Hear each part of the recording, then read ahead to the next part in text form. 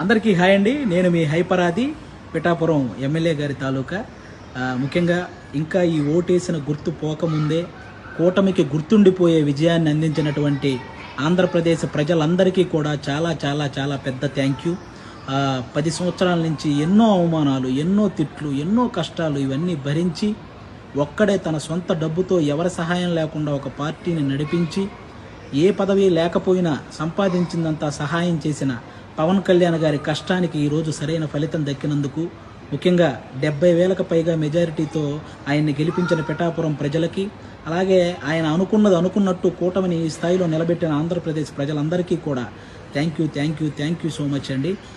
ముఖ్యంగా ఈ గెలుపును అందరూ పాజిటివ్ వేలో జరుపుకోవాలని మనస్ఫూర్తిగా కోరుకుంటున్నాను.